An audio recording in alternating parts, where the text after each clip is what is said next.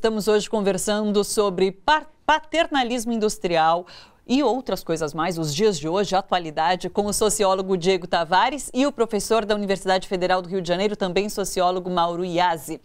No último bloco, a gente conversava um pouco sobre, então, o que é o capitalismo hoje e para onde esse capitalismo está nos levando. Na verdade, é essa pergunta que eu quero que vocês respondam. Para onde o capitalismo está nos levando nesse modelo atual? Só uma coisa antes, para cumprimentar o Thunderbird. Tem uma charge que eu gosto muito, duas pessoas andando e falando, nossa, e agora o que a gente faz, né? E eu falo assim, vamos fazer poesias. Esses canalhas odeiam poesias, né?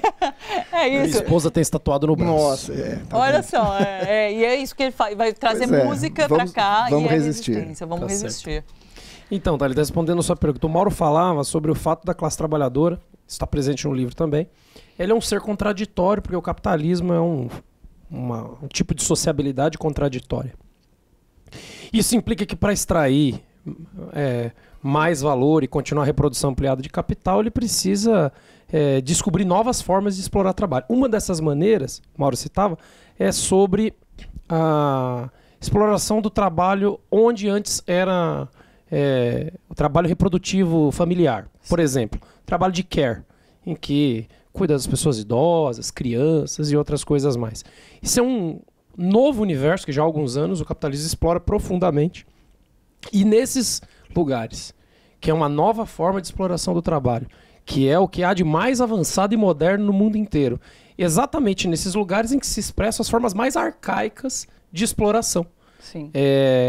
E que, portanto, as formas mais liberais, elas se expressam das formas mais autoritárias e nas relações de trabalho mais arcaicas, o que mostra talvez que esse arcaísmo ele é explorado, mobilizado como ideologia, como experiência, para viabilizar economicamente isso. Então, para onde vamos? Eu gostaria de contar aqui um bom futuro, não sei se será possível. Se será possível e tal. Eu acredito que nessa forma de sociabilidade que se expande para todos os lugares, só tem um caminho. É uma polêmica, talvez para alguns dizer isso, mas quanto mais capitalismo, a dúvida é se dentro do capitalismo cabe um modelo democrático e cabe um modelo com direitos e de cidadania. Então o desafio é possível capitalismo com cidadania? É possível capitalismo com direitos? É possível esse espalhamento dessas formas arcaicas, exploratórias, paternalistas, autoritárias, no capitalismo, ou para além do capitalismo? Então, para resumir, não ficar tomando a palavra o tempo todo, é dizer o seguinte: só tem um caminho para a gente reconstruir cidadania, acumular forças, é organizando a classe trabalhadora, o que passa por compreendê-la, compreender as suas novas formas, compreender as suas expectativas, compreender os seus limites de consciência e tentar ajudar nos seus limites para que a gente possa ir além disso. Não tem forma social para além da classe trabalhadora. Então, a gente tem que partir da classe trabalhadora tensionando em defesa dos seus direitos e tal, contra esse modelo que está aí. As pessoas acreditam que o problema da democracia, para falar do governo Bolsonaro, é um problema puramente político. Entre nós, é impossível que o governo Bolsonaro, ou qualquer governo dessa linhagem, Viktor Orbán, ou aquele maluco italiano, o Macri na Argentina e as suas mais diferentes congêneres, é impossível que eles implementem a agenda política que estão pretendendo implementar com democracia. Por vias políticas. Por vias políticas, democráticas, de cidadania. Sim. Ou seja, só tem um caminho para o capitalismo se colocar e continuar reproduzindo valor. De forma bárbara, autoritária. Eu escrevi um texto de análise de conjuntura, mais ou menos em agosto do ano passado, um pouco antes das eleições, dizendo, eu não sei quem vai vencer. Mas se for a direita, vai implementar o liberalismo na base da pancada. Não tem outro caminho. É na base de meter fogo na floresta. Esse que é o que se aponta. Então, para a gente superar isso, a classe trabalhadora precisa se reorganizar. Sim. Porque se antes esses projetos tinham sido derrotados, é porque existia uma força grande de resistência ali.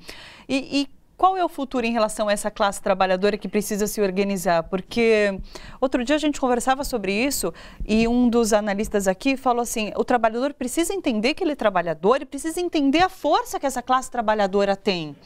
Mas isso requer tempo, requer discussão, requer consciência. Então, mas eu sou bastante otimista. Eu acho que isso vai piorar muito. Sendo otimista, puxa. Não, por quê? Porque esse piorar muito é que é o caminho para que as pessoas possam entender os limites. Né? O capitalismo plenamente desenvolvido produz algo muito diferente do que a fantasia liberal havia projetado. Não é? Quer dizer, aquele mundo, né, integrado, de abundância, de acesso, de direitos, de ordem democrática, às vezes se apresenta na dura face do nazifascismo, como no contexto da Segunda Guerra Mundial. Passada a Segunda Guerra Mundial, qual que é a impressão? Bom, agora aprendi dessa lição, então o mundo vai caminhar num meio termo que vai chegar às condições dessa democracia, né? Mas ele produz novamente a sua crise e, junto com a sua crise, reenterra, sabe, desenterra esses fantasmas do passado, né, que se expressam em alguns mais próximos do fascismo propriamente dito, como a gente está vendo na Ucrânia, como a gente está vendo em alguns países do leste europeu, mas formas como Trump nos Estados Unidos, como o Bolsonaro no Brasil. E a classe? Ela não está derrotada? Não é a primeira vez que se decreta a morte da classe. Sim. Né? Se a gente for pegar historicamente, em 1848 ela entra em cena e ela é derrotada, para se alçar novamente em 1871 e ser derrotada na Comuna de Paris. No início, ao alvorecer do século, a Revolução Russa e o desdobramento da Revolução Russa, com todas as revoluções que ocorreram no século XX, e um impasse dessas transições que a gente chega em meados para o final do século passado. Então, mais uma vez, se decreta o fim dessa perspectiva. Existe um mecanismo dentro daquilo que nós estamos discutindo mesmo. Quer dizer, quando o capitalismo encontra uma forma nova, que é, por exemplo, o Fordismo, ele acredita ter enterrado a experiência histórica do século XIX. Mas ele recria um movimento operário muito forte, que vai eclodir nos anos 60, nos anos 70. Quando vem as chamadas novas formas de acumulação flexíveis, o toyotismo, essa dispersão da classe, as pessoas falam, bom, agora a classe realmente está morta, está impossível. Mas o que está se produzindo? Uma proletarização geral, colocando as pessoas nas mesmas condições de existência. Sim. E essas condições de existência se aproximam muito da barbárie. Então, é isso que produz a nova reunificação e a nova entrada em cena da classe. Nós estamos vendo agora, recentemente, greves internacionais de trabalhadores da Uber. Né? Sim, sim. Então, são coisas inclusive novas. Com motoristas tentando sindicalização. Exato. Que é esse retorno ao no caso da Espanha, por causa da morte de uma menina, o que gerou isso, e a gente vai recuperar que essa é a experiência da classe, que ela renasce. Ela é algo difícil de matar porque ela é inescapável na ordem capitalista. Ela é o pilar da ordem. Ela é o pilar da própria ordem, né? Sim. Então, essa perspectiva para além que está se apontando agora, o problema é que ela não é num cenário favorável. Sim. Ela é num cenário muito dramático. Mas sempre foi assim, como mostra a história. Sempre foi assim. E existe a possibilidade de, né, quer dizer, se nós não formos capazes de ir além da ordem capitalista, apontar na perspectiva socialista, de superação de uma sociedade para além do capital, o capital pode destruir. A outra alternativa, é isso que a gente tem discutido, né? Quer dizer, a alternativa não é um capitalismo que se desenvolva, caia em si e resolva seus problemas até chegar numa sustentabilidade. É o risco de inviabilizar a vida humana no planeta. Sim. Ora, mas essa é a condição para superar o capitalismo, quando ele se transforma numa força que pode, de fato, destruir a humanidade, que é o que parece que ele está a cada dia mais empenhado em ser. Né? Sim. Agora, tem uma coisa, Thalito, que eu acho que vale a pena o telespectador ter em conta, é que essa saída para além da barbárie, para além das formas autoritárias, para além da ausência de cidadania, a saída para isso passa pela classe trabalhadora, como colocou o Mauro. Uma classe trabalhadora que já não é mais a Fordista, uma classe trabalhadora que já não é mais fabril como era. Agora é Uber, trabalhador de care e outras mil outras maneiras de se organizar. Mas tem uma coisa que é, o trabalhador não entra em consciência num processo cartesiano, racional, em que você dialoga com ele e fala, puxa, nunca tinha pensado sobre isso, ainda bem que você me falou, agora eu compreendi. Ainda mais nos tempos de hoje. Vou lá para casa espalhar para os meus amigos, soltar pelo WhatsApp. As coisas não são assim.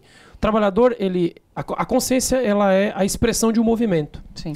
É ao colocar a classe trabalhadora em movimento que a classe trabalhadora se conscientiza dos limites da ordem e aponta para além dela. O que significa isso?